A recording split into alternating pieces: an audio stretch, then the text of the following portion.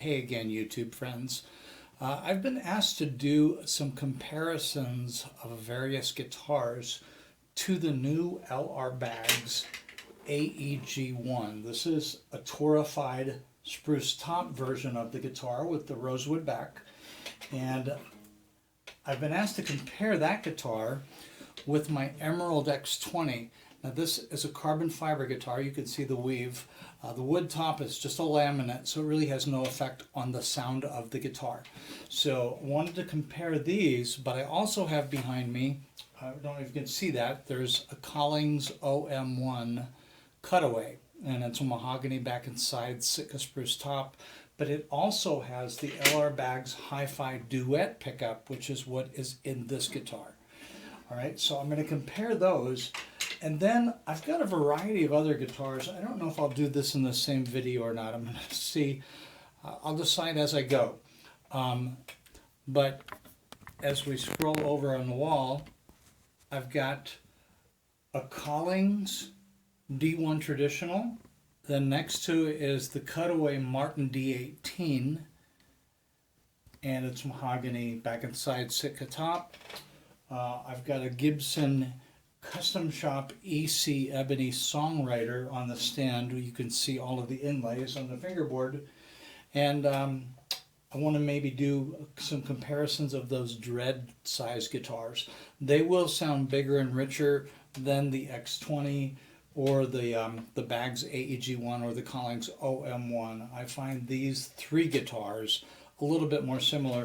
And here's one more. This is a jumbo. This is my Emerald X30 with a beautiful quilt maple. Actually, it's a flame maple top. And that's a jumbo. I'm not sure I'm going to put that one in the mix yet. It needs a fresh set of strings. But let's get started.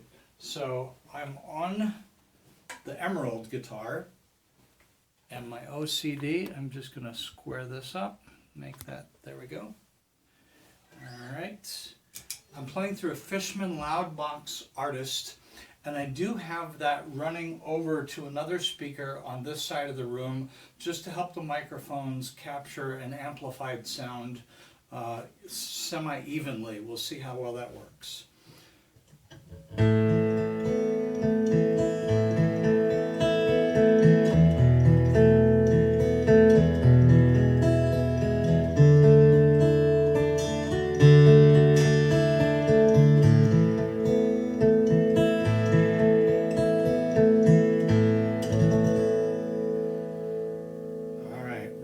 Sound. The only effect I have engaged right now is a reverb pedal on my board, just very mildly, and there's a little bit of delay, very mild delay on the Fishman Loudbox Artist, and that's built into the amp.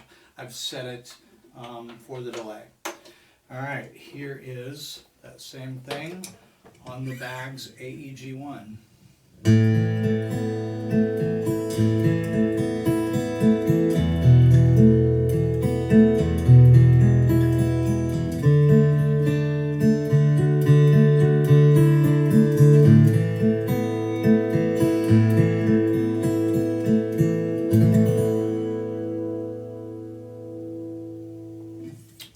That's the Baggs guitar. Just quickly going side by side. Here's the Collings OM1.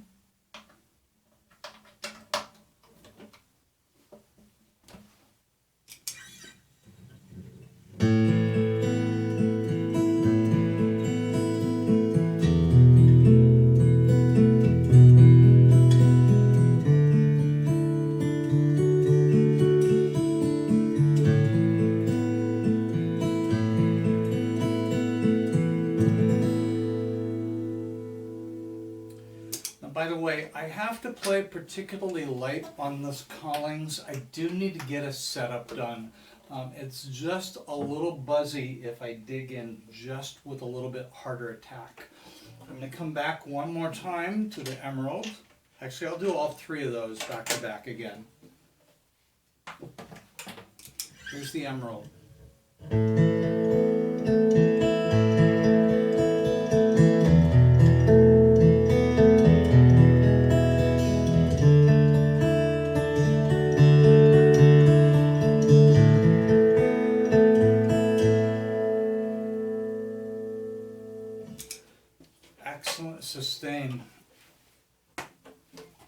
gigging with the Emerald guitar.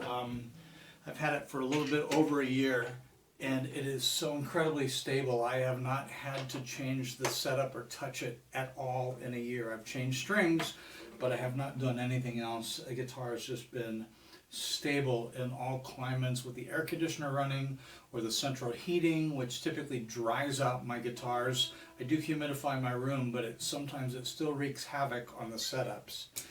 Here's the AEG-1 Bags guitar, again with the hi-fi duet.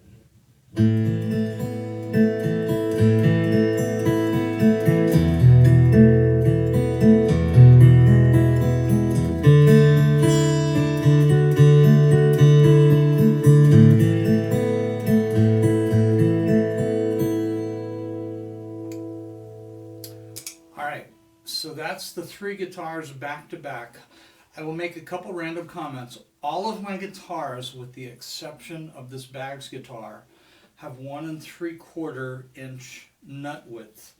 And so it's just a little bit wider. The Bags guitar is 1.7 inches. There are those of you who say, oh, you're crazy, you can't feel that.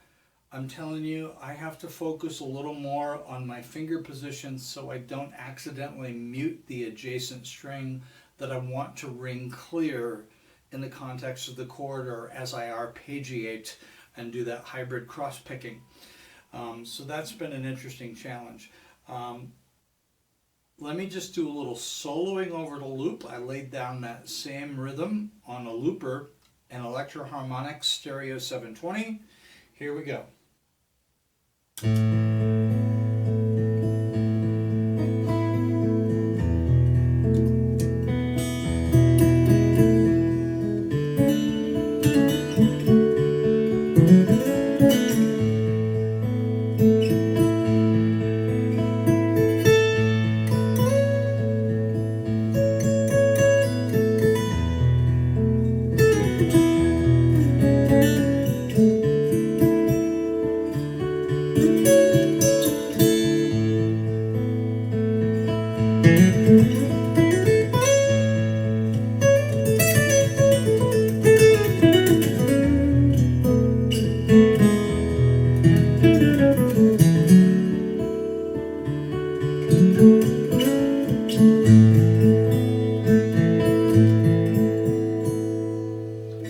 So that just gives you a little flavor of how the guitar sounds, single note runs. I do that because I do loop in quite a number of songs at any given gig. And so it's important for me to know how the guitar performs against another instrument if I'm playing in my duo or soloing over the loop. Now here's the Collings, and again, this guitar is a little bit buzzy with my single note attack, but be that what it is, here we go.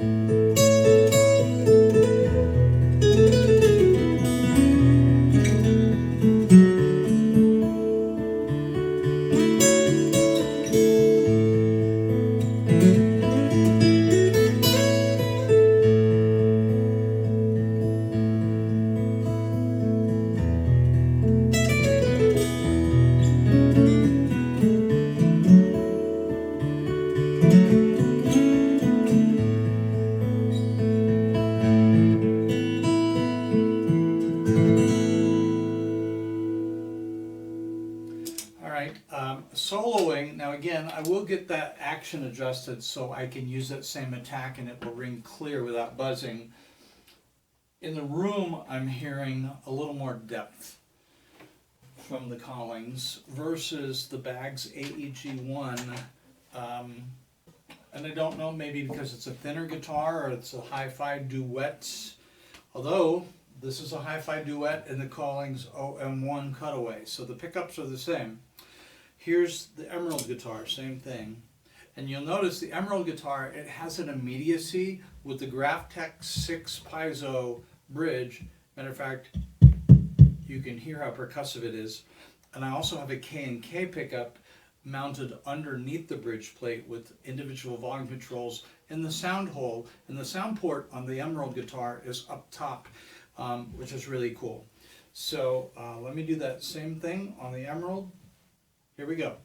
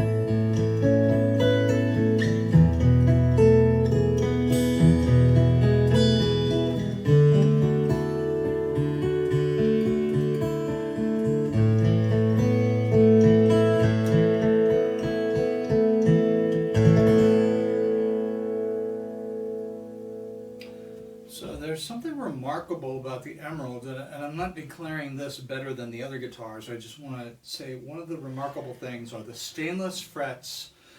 The neck shape is so comfortable.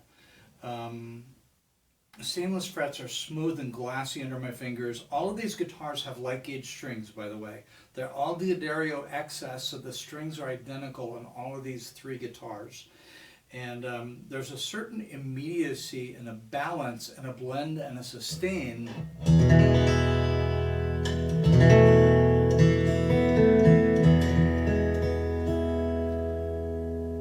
on the Emerald. Now the Emerald is not as woody or organic as the other guitars, so every instrument has its own strengths. I don't want to say weaknesses, but for lack of better contrast, strengths and weaknesses. So what do you guys think? I'm just going to leave it there because these guitars are the most similar. They're all light gauge strings. Two of the guitars have the Baggs Hi-Fi Duet pickup. By the way, the pickup blend on both of those was set at 50%. There's a center detent, so I know that's exactly where it is on both pickups. The Baggs guitar does have a control panel, and you can see it has an extra knob. Because there's more room in the Baggs guitar, they were able to put in a tone knob, although I have found that the tone knob doesn't really affect, it's not dramatic, it doesn't make it really bassy or really bright. It's very subtle, mostly affecting the high mids or maybe the low trebles, somewhere in the treble range to my ears. It may actually be 10K and higher, but it's very subtle. So I don't miss the tone control in the Collings guitar, I just need to get that set up. So what do you guys think? That's just a quick ABC of three guitars, and welcome your thoughts. It's a great time, by the way, if you've stayed this long. If you want to be notified of content, you just click on the bell and that will subscribe you to the channel. So welcome all of your comments, good and bad. What did you like? Were they equal? Was there a favorite? Did you think one was better than the other? All right.